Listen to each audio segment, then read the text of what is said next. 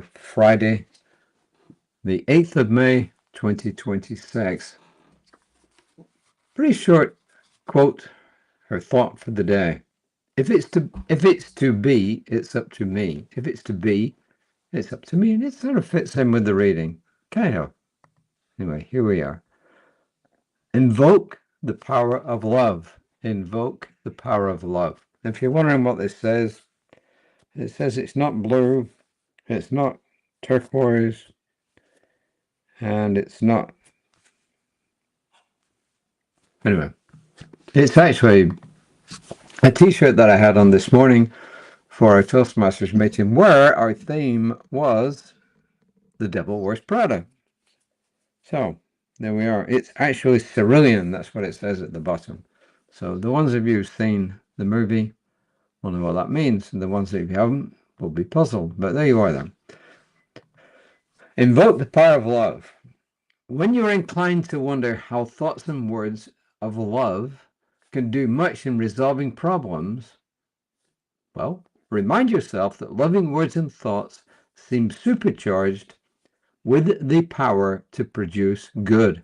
And that was Catherine Ponder, who was a pretty well-known person around New Thought in the 20th century, wrote quite a lot of books, some good books actually, not particular title doesn't come to mind, but she actually wrote quite a lot of books. They're worth reading. Catherine Ponder.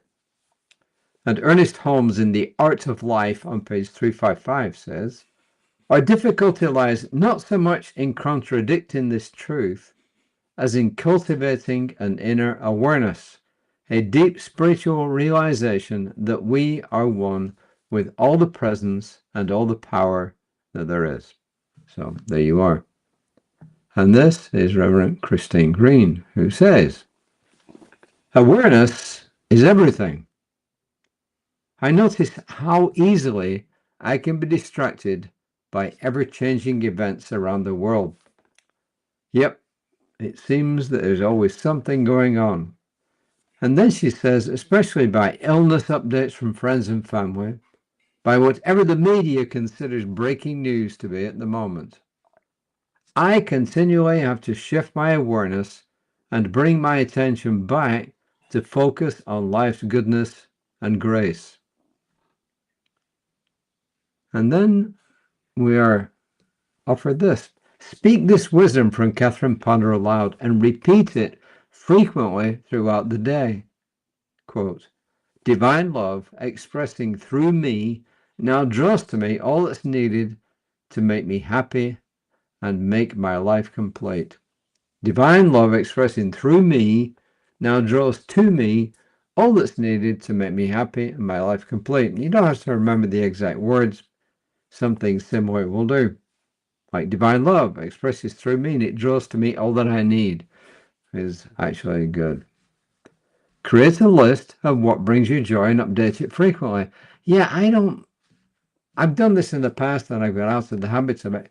Journaling is really good. I've never been a journaler. A meditator, yes. A journaler, no. But it is good practice and I probably should start again. And part of that you can actually use to write down what good things are happening. It says, if you find yourself caught up in the conditions and the drama of the world, say, I praise divine love that there is a strong, wise way out of this dilemma. Then she says, send beams of love to the condition and see light surrounding it. You could always just say as well, divine love provides a solution to this problem and all my other problems. And then she says, if you have challenges with someone, say, I fully and freely release and forgive. I fully and freely release and forgive. I loose and let go of all ill feeling.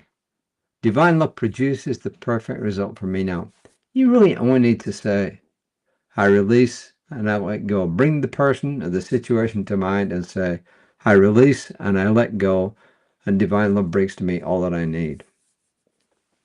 Then she says, visualize love and light around the person, or I would say around the condition.